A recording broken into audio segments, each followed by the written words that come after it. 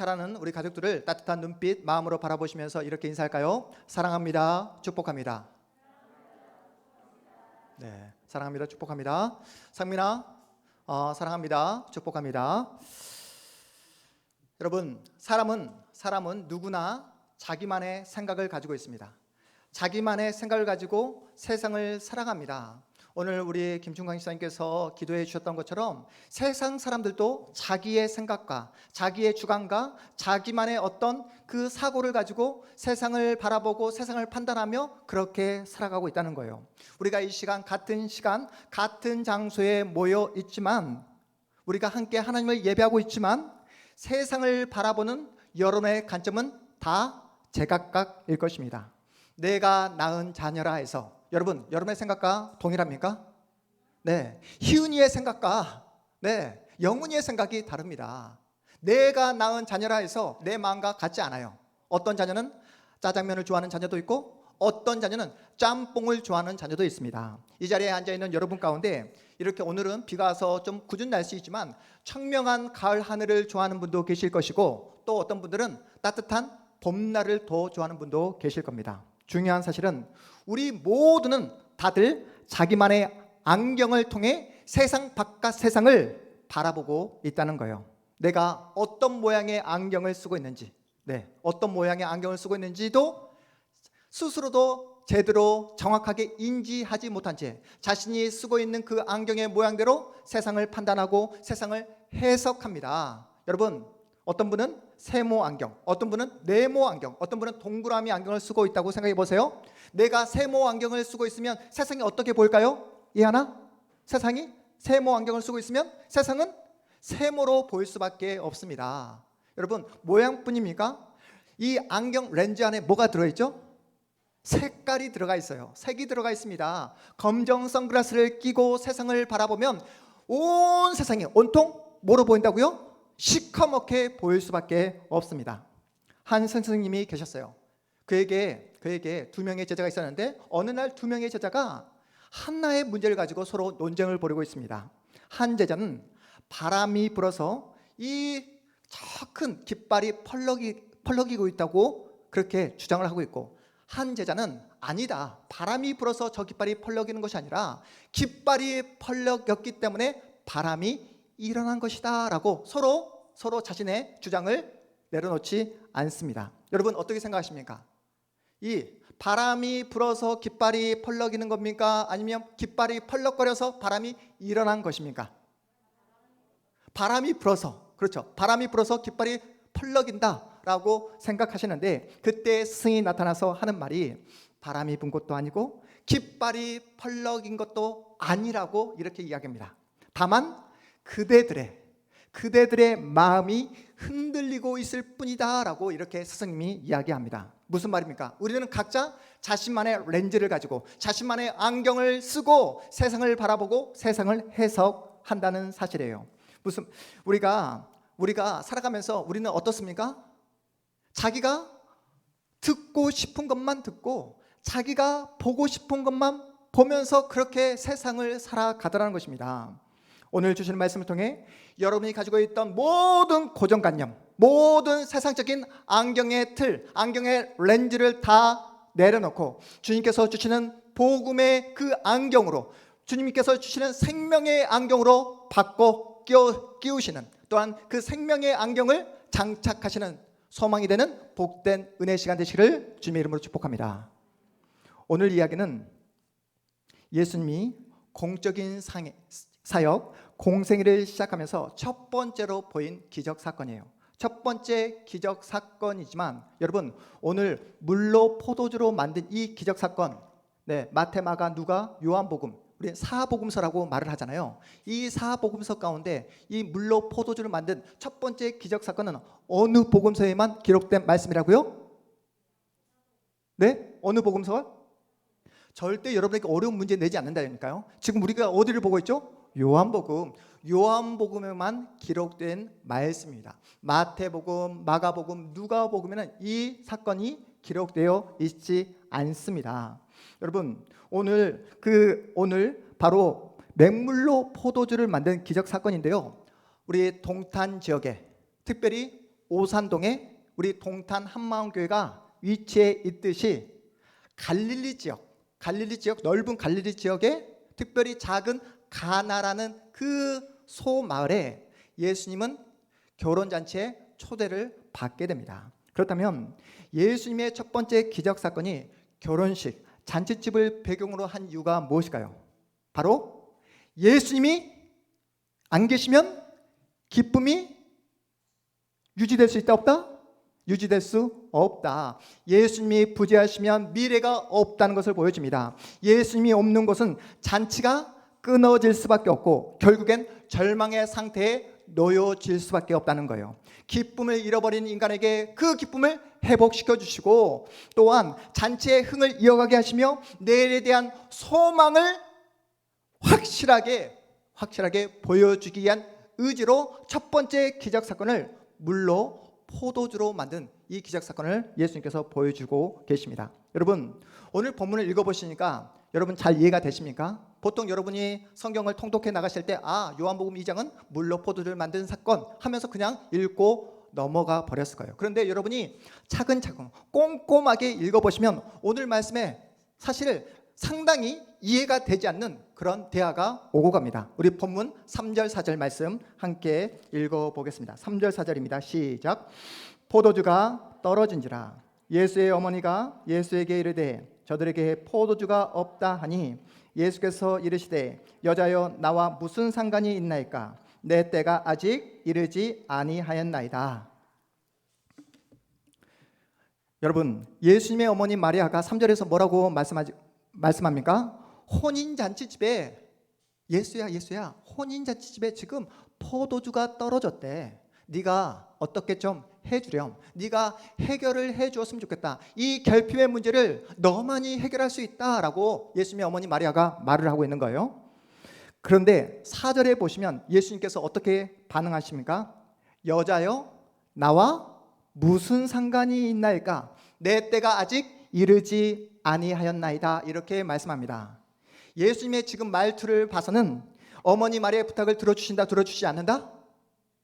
들어주신다, 들어주시지 않는다?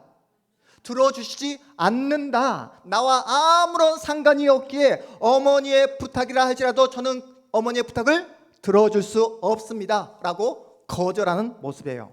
그런데 이 대화가 상당히 어려운 점은 뭐냐면 그런데 말은 예수님께서 거절을 했음에도 불구하고 예수님은 어머니의 그 부탁을 끝내 어떻게 해줍니까? 들어주십니다. 말은 못하겠다 했으면서 실제로 맹물을 포도주로 만드는 그 기적사건을 일으키십니다. 예수님이 말씀하신 이 두 마디가 매우 중요한데요. 먼저 여자여 나와 무슨 상관이 있나이까? 함께 볼까요? 이 말을 들었을 때 여러분 가장 먼저 어떤 생각이 드십니까? 제 아내가 아들인 이한이에게 이한아 너 방 좀 깨끗이 치워라 라고 했을 때 이한이가 말대꾸하면서 여자여 나와 당신이 무슨 상관이 있습니까? 라고 말대꾸를 했다고 한번 상상해 보십시오. 네, 그러면 여러분 다음 주부터 이한이 얼굴을 다시는 보지 못할 것입니다. 네, 여자여 나와 무슨 상관이 있습니까? 이 예수님의 말씀은 보세요. 지금 물로 포도주를 만든 이 기적사건이 예수님이 공생애를 시작하면서 몇 번째 보인 사건이라고요? 첫 번째 보인 사건입니다. 첫 번째 보인 사건을 일으키면서 예수님께서 어머니 마리아를 향해서 하신 말씀이에요. 이 말씀이 뭐냐면 예수님은 더 이상 누구의 아들이 아니다. 더 이상 어머니 마리아 육신의 아들이 아니라 공생애를 처음으로 시작하면서 공적인 사역을 시작하면서 나는 누구다? 하나님께서 이 땅에 보내신 누구의 아들이다? 하나님의 아들임을 밝히고 있는 그런 사건입니다. 다시 말해 여자여 나와 무슨 상관이 있습니까? 이 말은 당신은 이제는 더 이상 저에게 명령을 할 위치에 놓여져 있지 않습니다. 저는 오직 하나님의 말씀에만 순종해야 될 그런 자리에 놓여져 있습니다 라는 뜻이에요. 아시겠습니까? 거기다가 내 때가 아직 이르지 아니하였나이다 라고 예수님 말씀합니다. 여기서 가장 중요한 단어는 뭘까요? 그렇죠. 우리 애안이 오늘 컨디션 아주 좋습니다. 내 때예요. 때. 여기서 말한 때는 어떤 때를 말할까요? 내 때가 이르지 않았다 할 때, 이 때가 가장 중요한 단어인데 공생을 시작하시면서 예수님께서 하신 너무나 중요한 말씀이라고 했어요. 여기서 이 때는 어떤 때, 어떤 시간을 말씀하고 있는 것일까요?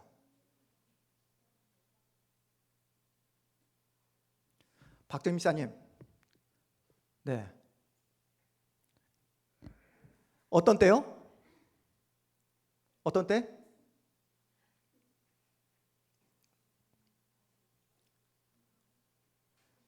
네, 시키겠습니다. 여러분이 너무 긴장을 안 하신 것 같아가지고, 네, 요한복음 읽고 계실 텐데, 이때 여기서 가장 중요한 때인데, 이 때는 어떤 때를 말씀하고 있는 것일까요? 바로 세연아, 바로 이때. 이때는 어떤 때? 이때는 김미라 집사님, 이때는 어떤 때? 김미라 집사님 시키니까 바로 뒤에 계신 노병철 집사님 긴장하시잖아요. 네, 이때는 어떤 때? 바로 예수님이 우리의 죄를 담당하기 위해 십자가를 지시는 그때를 말씀하고 있는 거예요. 아시겠습니까? 이때란 바로 예수께서 우리를 위해서 십자가를 위해 달리신 그 시간을 말합니다. 우리 예수님 이 땅에 자신을 뽐내기 위해, 자신을 드러내기 위해 이 땅에 오셨다고요? 아닙니다. 자신의 영광을 위해 이 땅에 오시지 않았습니다. 오직 누구의 말씀에 순종하기 위해서? 성부 하나님 아버지의 말씀에 순종하기 위해서 이 땅에 오셨습니다. 예수님께서 이 땅에 오신 이유는 오직 한 가지입니다. 무엇입니까? 바로 십자가를 지기 위해 오셨어요. 우리를 구원하기 위해 오셨습니다. 우리를 살리기 위해 오셨어요. 우리에게 참된 기쁨을 허락해 주시기 위해 이 땅에 오신 예수님이십니다. 그저 맹물을 포도주로 만들기 위해서, 여러분 병든 자를 고쳐주기 위해서, 그 사나운 폭풍우를 잠잠케 하기 위해 이 땅에 오신 것이 아니라 왜 오셨다고요? 영원한 저주, 영원한 심판을 받아 마땅한 우리를 구원하기 위해서, 하나님과 끊어진 우리의 그 참혹한 관계를 예수 그리스도의 십자가 사건을 통해 회복하기 위해 이 땅에 오셨습니다. 그래서 여러분, 아직 내 때가 이르지 아니하였다라는 이 말은 어떤 말이라고요? 아직 제가 십자가를 질 시간이 이르지 아니하였습니다 라는 말의 의미예요. 이해가 되셨죠? 이제 다시 본문으로 돌아와서, 여러분 잔칫날의 가장 큰 특징이 무엇이죠? 잔칫날은 그 누구도 걱정과 염려하는 사람이 있다 없다? 아무도 없다는 겁니다. 잔칫날은 모두가 기뻐하고 모두가 즐거워하는 날이에요. 가나 혼인잔치에 참석한 모든 사람들은 다들 지금 흥에 빠져 있습니다. 기뻐합니다. 특별히 유대인들이 치른 그 혼산날은 유별나기로 유명합니다. 요즘 우리가 치르는 결혼식과는 차원이 완전히 달라요. 요즘 우리가 치르는 그 결혼식 가보셨습니까? 정신없이 끝납니다. 다들 타임별로 이미 계획이 다, 스케줄이 다 짜여져 있어요. 거기 결혼식장에 조금이라도 오래 머물러 있으면 어떻게 됩니까? 제지당합니다. 빨리 나가라고, 사진 그만 찍으라고, 다음 타임 그 신부 신랑이 기다리고 있다고, 그렇게 쫓겨나기 마련입니다.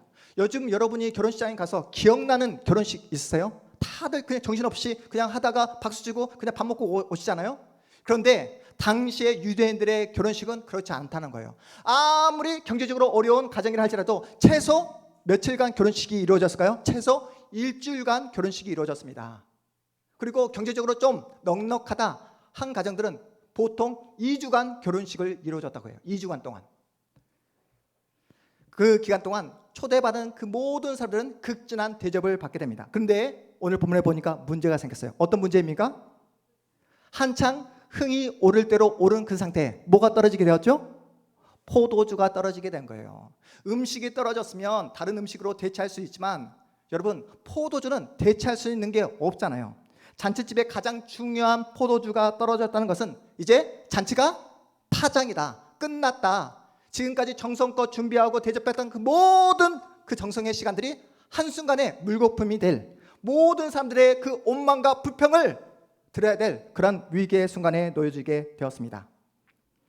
기쁨의 자리인 혼인잔치가 가장 중요한 포도주가 떨어짐으로써 이제 결핍의 자리가 되고 만 거예요. 포도주가 떨어진 가나안 혼인잔치는 하나님을 떠난 인간의 온초적인 모습이 어떠한 모습인지를 우리에게 보여주고 있는 장면입니다.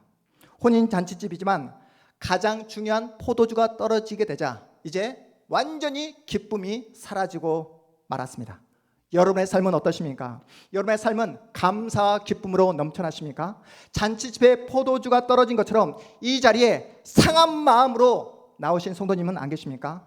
청명한 가을날, 이 가을날을 누리지 못하고 지난주에 보았던 중간고사 성적 때문에 걱정과 초조함으로 이 자리에 나온 우리 주일학교 학생들도 있을 거예요. 또한 아무리 하나님께 기도하고 간구했음에도 불구하고 나의 환경과 조건이 조금도 변하지 않아 답답한 마음으로 이 자리에 나오신 우리 성도님도 계실 것입니다. 우리 청년들 어떻습니까? 먹어도 배가 고프고 아무리 먹어도 마음 가운데 공허함이 있고 인스타에 나의 즐거운 모습을 올리지만 어떻습니까? 내가 가진 내 안에 있는 그 안에 있는 그 외로움을 해결하지 못하고 막막함과 답답함으로 이 자리에 나온 우리 청년들도 있을 겁니다. 포도주가 떨어져 기쁨이 사라져버리고 걱정과 한숨 그리고 불평과 온망이 나올 수밖에 없는 그러한 자리에 누가 찾아오시죠? 바로 하나님의 나라, 하늘나라의 왕이신 예수께서 찾아와 주십니다. 그리고 이렇게 말씀하십니다. 우리 본문 7절 8절 말씀 함께 읽어봅니다. 7절 8절입니다. 시작. 예수께서 그들에게 이르시되 항아리에 물을 채우라 하신즉 아기까지 채우니 이제는 떠서 연회장에 갖다 주라 하시매 갖다 주었더니 아무 맛도 없는 맹물이 예수님께서 말씀하시자 무엇으로 변하는 사건? 포도주로 변하는 그 놀라운 기적 사건을 우리에게 소개하고 있어요. 여러분, 어떻게 맹물이 포도주로 변할 수 있을까요? 물과 포도주 분자가 같습니까? 절대로 변할 수 없는, 과학적으로는 절대로 설명할 수 없는 그러한 기적이 우리 눈앞에 펼쳐지고 있습니다. 여러분, 물은 색깔이 없잖아요. 포도주는 어떤 색깔? 붉은색. 여러분, 착시 현상입니까? 마술입니까? 여러분, 맹물이 포도주로 변하게 되었다는 것을 여러분 어떻게 이해하고 계십니까? 이 사건은 바로 어떤 사건이다? 창조의 기적 사건이라고요. 창조의 기적 사건. 영국의 명문 대학인 캠브리지 대학에서 있었던 일입니다. 종교학 시험이었어요. 종교학 시험에서 실제로 일어났던 그런 사건입니다. 그날의 문제는 예수님의 고향이 어디죠? 나사렛. 나사렛에서 가까운 이 갈릴리 가나 지역에서 일어난 물이 포도주로 변한 이 사건을 신학적으로 해석해 보아라 라는 것이 바로 캠브리지 대학에서 나온 종교학 시험이었습니다. 오늘 본문을 근거로 한 그런 시험이었다는 것이죠. 여러분 어떻게 생각하십니까? 물이 포도주로 변한 사건을 어떻게 설명하고 어떻게 신학적으로 해석할 수 있을까요? 이 시험을 받아든 많은 그 학생들은 저마다의 생각을 가지고 다 열심히 답안을 적어갑니다. 그런데 한 학생만큼은 전혀 펜을 들지 않는 거예요. 창밖으로 먼 산만을 바라봅니다. 그 모습을 본 교수님이 이 학생에게 찾아가 자네 뭘 하고 있는가 하자 이 학생이 이야기하기를 저는 쓸 말이 없습니다 라고 대답을 했습니다. 그런데 시간을 보니까 이제 시험 시간이 5분밖에 남지 않았던 거예요. 마지막으로 최후 통첩을 합니다. 교수님이 학생 한 문장이라도 쓰지 않는다면 자네는 이번 학기에 낙제일세, 절대로 졸업할 수 없을 거야. 이렇게 이야기합니다. 그때 이 이야기를 들은 이 학생이 진짜로 단 한 문장만 쓰게 됩니다. 단 하나의 문장만 쓰게 돼요. 그 문장이 어떤 문장이냐면 물이 창조주를 만나니 얼굴이 붉어지더라. 여러분, 물이 그 주인을 만나니 얼굴이 붉어지더라. 여러분, 대단한 문장이지 않습니까? 이 답안으로 최우수 학점을 받고 그 캠브리지 대학을 가장 우수한 성적으로 졸업하게 되었다는 그러한 일화입니다. 그 사람이 누구냐면 영국의 위대한 시인 바이런입니다. 바이런. 가나 혼인잔치 사건을 통해 성경이 우리에게 던지는 메시지가 무엇입니까? 우리가 믿고 있는 예수가 누구인가를, 우리의 인생과 운명을 붙잡고 있는 예수가 누구인가를 우리에게 분명하게 보여주고 있는 창조의 기적 사건이라는 거예요. 네, 물이 누구를 만나니? 주인을 만나니. 물이 창조주를 만나니 그 얼굴이 붉어지더라. 여러분, 우리가 믿고 있는 예수님, 우리 인생의 참된 길이요 진리요 생명인 줄 믿으시기 바랍니다. 여러분, 예수님은 우리의 생명의 떡이며 우리의 빛이 되십니다. 예수님은 우리의 부활이며 우리의 생명이 되십니다. 예수님은 온 우주 만물의 창조주이시며 구원자이심을 믿으시기 바랍니다. 예수님이 물을 포도주로 만든 사건은 이 포도주를 먹고 흥청망청 나머지 시간들을 그렇게 즐겁게 보내라고 해서 이렇게 기적사건을 보여주신 것이 아니라, 여러분, 예수님만이 무엇을 줄 수 있다? 예수님만이 우리에게 참된 기쁨을 줄 수 있다는 거예요. 우리에게 참된 기쁨을 허락해 주기 위해 이 땅에 오신 누구시다? 하나님의 아들임을 우리에게 보여주고 있는 사건입니다. 잔치에 참석한 모든 사람들은 무엇 때문에 기뻐하고 있죠? 최상급, 처음에 나온 것보다 나중에 나온 최상급 포도주를 마심으로 즐거워하고 기뻐했지만, 예수님 옆에 주변에 있었던 제자들은 무엇 때문에 기뻐했습니까? 무엇 때문에? 바로 우리들이 그토록 기다리고 고대했던 메시아, 구원자가 우리 앞에, 우리 눈앞에 있다는 사실 때문에 감사하고 기뻐했습니다. 예수님은 제자들에게 최상급 포도주를 주신 것이 아니라 포도주 사건을 통해서 누구를 주고 계십니까? 바로 자기 자신 예수 그리스도를 제자들에게 보여주신 거예요. 우리 본문 11절 말씀 함께 읽어보겠습니다. 11절입니다. 시작. 예수께서 이 첫 표적을 갈릴리 가나에서 행하여 그의 영광을 나타내심에 제자들이 그를 믿으니라. 제자들이 그를 믿으니라. 아멘. 사랑하는 여러분, 여러분은 이 자리에 왜 나오셨습니까? 여러분은 이 주일날 이 영광의 자리에 나오신 이유가 무엇입니까? 물이 포도주로 바뀌는 그 놀라운 기적을 내 두 눈으로 목격하기에 나오셨습니까? 아니면 최상급 그 포도주를 맛보기 위해 나오셨습니까? 아니면 여러분의 가정에 있는 여러분의 그 가정의 문제를 해결받기 위해 나오셨습니까? 아니면 여러분의 어떤 인생의 그 문제와 또한 여러분의 인생의 그 미래를 뭔가 확인받고 또한 고침받고 해결받기 위해 나오셨습니까? 물론 우리 주님은 여러분의 모든 필요를 다 알고 계시며 여러분에게 필요한 모든 것들을 때에 맞춰 하나하나 해결해 주실 줄 믿으시기 바랍니다. 하지만 성경이 말씀하고 있는 것은 여러분의 결핍에 주목하지 말라는 거예요. 돈과 건강 그리고 세상이 말하는 편안함에 집중하지 말라고 말씀하고 있습니다. 포도주가 우리의 기쁨을 해결해 주지 않는다는 거예요. 여러분, 포도주가 잠깐 여러분에게 기쁨을 줄 수 있지만 포도주는 언젠가는 떨어질 수밖에 없습니다. 포도주가 떨어지면 결핍을 느낄 수밖에 없다는 거예요. 예수님이 부재하시면, 예수님이 안 계시면 결핍을 느낄 수밖에 없다라고 말씀하고 있는 것입니다. 여러분 살아보셨잖아요. 예수가 없는 곳에는 참된 기쁨이 없다. 예수가 없는 곳에는 참된 소망이 없다라는 사실을 여러분 경험해 보셨잖아요. 우리는 최상급 포도주로 인해 기뻐하는 사람이 아니라는 거예요. 우리는 단지 육체적인 즐거움을 위해서 잔치집에 참석한 사람들이 아니라는 것입니다. 여러분, 우리가 누구입니까? 우리는 예수를 만난 자입니다. 우리는 나를 위해 십자가 지신 그 예수의 살과 피를 맛본 예수의 사람들입니다. 그 예수께서 오늘도 나에게 생명의 말씀을 허락해 주시고 예수께서 주시는 그 생명으로 감사하며 그 예수 때문에 기뻐하는 예수의 사람들이 이 자리에 앉아있는 여러분 한 분 한 분인 줄 믿으시기 바랍니다. 바라기는 주일날 이 자리에 나온 곳으로만 만족하지 마시고 여러분 능력의 주 예수 그리스도를 바라보는 여러분이 되셨으면 좋겠습니다. 주님의 말씀에 순종하시면 좋겠어요. 여러분의 삶의 자리에서 여러분의 경험, 여러분의 어떤 생각, 여러분의 감정, 여러분의 생각의 안경, 세상의 틀, 세상의 프레임을 주님 앞에 내려놓고 예수 그리스도를 여러분의 인생의 주인으로 모셨으면 좋겠습니다. 그러면 맹물 같은 내 인생도 최상급 포도주로 변화되는 놀라운 역사가 여러분의 삶 가운데 나타나게 되는 줄 믿으시기 바랍니다. 맹물 같은 내 인생이지만, 답답하고 힘없고 앞이 보이지 않는 막막한 내 인생이지만, 예수께서 나와 함께 하시고 예수께서 역사하시고 예수께서 일하시면 놀라운 맹물이 포도주로 변화되는 놀라운 역사가, 놀라운 기적이 여러분의 삶 가운데 나타나게 되는 줄 믿으시기 바랍니다.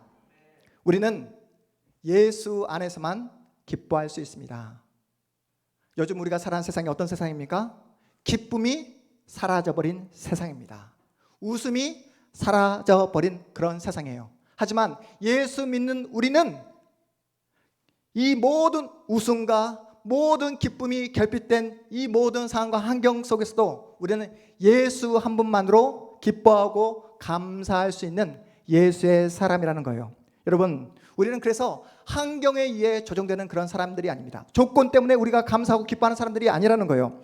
우리가 앞에서 함께 찬양 불렀던 찬송가 438장 내 영혼이 은총 입어 함께 부르시지 않았습니까?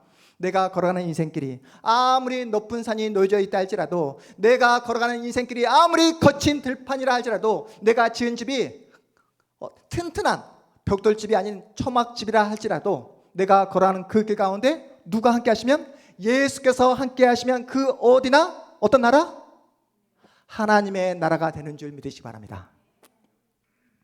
여러분, 우리가 한 번뿐인 우리의 인생을 기쁨으로 감사함으로 살기 위해서는 외적인 조건보다 더 중요한 것이 있다는 거예요. 여러분, 환경보다 더 중요한 것이 있다라고 성경이 우리에게 말씀하고 있습니다. 그것은 바로 내 인생의 그릇 속에 무엇이 담겨져 있는가, 내 내면의 그릇 속에 무엇이 지금 담겨져 있는가, 이것이 여러분의 인생을 결정한다라고 말씀하고 있습니다. 물론 그릇 중요합니다. 금그릇으로 태어나면 얼마나 좋겠습니까? 금수저로 태어나면 얼마나 좋겠습니까?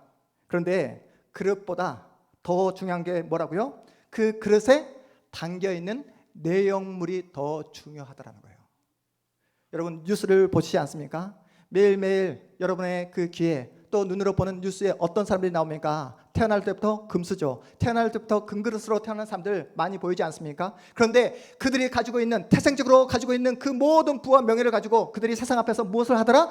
죄를 짓더라. 그래서 하루가 멀다 하고 금수저로 태어났지만 TV에, 뉴스에 보도되는 그런 사람들을 보게 될 것입니다. 여러분, 금그릇이면 뭐합니까? 거기에 오물이 담겨져 있으면 그 그릇은 금그릇이 아니라 무엇입니까? 오물통이 되고 만다는 거예요. 사실 우리는 어떤 존재죠? 금그릇이 아니라 깨어지기 쉬운 질그릇입니다. 쉽게 말해 흙수저입니다. 볼품없는 내 인생이에요. 알아주는 사람도 없습니다. 질그릇 같은 내 인생이지만 내 안에, 내 내면에 우리의 인생의 길이요 진리요 생명 되신 예수가 내 내면에 담겨져 있는 줄 믿으시기 바랍니다. 예수가 담겨져 있는 인생은 의미 있고 가치 있고 또한 아름다운 인생이라고 말씀하고 있는 거예요. 지난 세월 여러분이 어떻게 살았든 문제가 되지 않습니다. 지금 현재 여러분이 어떠한 길을 걸어가든 그것 또한 문제가 되지 않습니다. 가장 중요한 것은 지금 현재 여러분의 영혼에, 여러분의 내면에 예수 그리스도가 담겨져 있는가, 예수 그리스도를 믿고 있는가, 예수 그리스도와 함께 동행하고 있는가, 여기에 여러분의 인생이 결정됩니다. 결국 내 안에 무엇이 담겨져 있는가, 이것으로 여러분의 인생이 결판 난다는 거예요. 가장 중요한 것은 내 내면에 예수 그리스도가 담겨져 있는가. 왜 이것이 여러분의 인생을 결정합니까? 바로 내 내면에, 내 영혼에 담겨져 있는 그 무엇으로 말미암아 항상 내면에 담겨져 있는 것이 밖으로 표출될 수밖에 없기 때문에 그렇다는 거예요. 내 내면에 예수가 담겨져 있잖아요. 그러면 바로 여러분의 표정으로, 여러분의 말로, 여러분의 행동으로 여러분의 내면에 담겨져 있는 그 예수가 드러날 수밖에 없습니다. 여러분이 예수를 믿기에 사랑하는 아내에게, 남편에게, 자녀에게, 내 옆에 앉아 있는 성도들에게 내 안에 있는 예수가 자연스럽게 표현될 수밖에 없다는 사실이에요.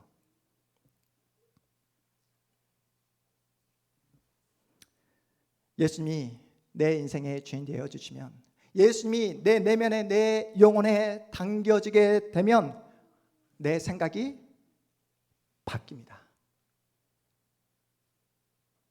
여러분, 마음이 변화될 수밖에 없습니다. 지금까지 가지고 있었던 여러분의 그 생각의 틀, 여러분의 인간적인 안경, 색안경을 벗어 던질 수밖에 없습니다. 복음의 안경, 예수의 안경으로 쓰게 되잖아요. 여러분, 세상을 다르게 살아갈 수밖에 없습니다. 여러분, 빛과 어둠이 공존할 수 있습니까? 네, 빛이 있고 어둠이 있습니다. 빛과 어둠이 공존할 수 있습니까? 여러분이 빛 대신 예수 그리스도와 함께 살아가는데 어둠이 물러갈 수밖에 없다는 거예요. 물을 포도주로 바꾸시는 그 창조주 예수 그리스도가 내 안에 계심에도 불구하고 여러분이 변하지 않는다면 그것이 놀라운 기적입니다. 여러분, 내 인생의 가치는 여러분의 실력에 의해서 결정되지 않는다고요. 여러분의 외모, 여러분의 스펙, 여러분이 가지고 있는 부에 의해서 여러분의 미래가 결정되지 않습니다. 여러분의 미래, 여러분의 인생의 가치는 내 안에 담겨진 예수 그리스도 한 분만으로 결정되는 줄 믿으시기 바랍니다. 세상은 우리를 가르쳐 흙수저라고 이야기합니다. 솔직하게 우리는 깨어지기 쉬운 연약한 질그릇입니다. 하지만 하나님께서 우리를 가르쳐 뭐라고 말씀합니까? 우리 안에 계시는 예수로 인해, 나와 늘 함께 하시는 그 예수로 인해 하나님은 우리를 가르쳐 보배롭고 존귀한 자라고 말씀하고 계십니다. 여러분, 이 시간 믿음으로 자신을 향해 이렇게 선포해 볼까요? 나는 보배롭고 존귀한 자다. 다시 한번, 나는 보배롭고 존귀한 자다. 우리 사랑하는 마음을 가지고 옆에 앉아 계시는 우리 사랑하는 성도를 향해서 우리 집사님은, 우리 성도님은 당신은 하나님이 선택하신 보배롭고 존귀한 자입니다. 이렇게 축복해 주셨으면 좋겠습니다.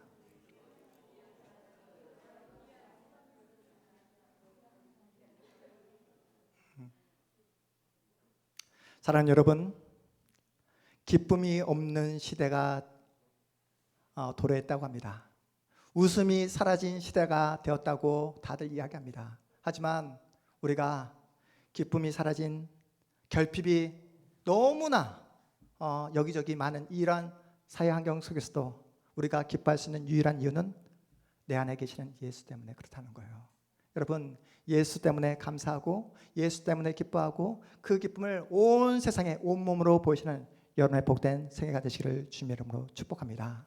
더 이상 세상 앞에 패배의식, 다른 사람들과 나를 비교하며 나아가는 그런 비교의식에서 벗어나 나를 사랑해 주시고 나와 함께 하여 주시고 내 인생을, 나의 운명을 붙잡고 계시는 그 예수 한 분만으로 감사하며 기뻐함으로 여러분의 앞으로의 인생을 통해 살아계신 그 예수 그리스도, 물을 포도주로 바꾸신 창조주 예수 그리스도만을 높이며 나아가는 복된 여러분의 생애, 여러분의 미래 되시기를 주님의 이름으로 축복합니다. 우리 모두 자리에서 일어나겠습니다.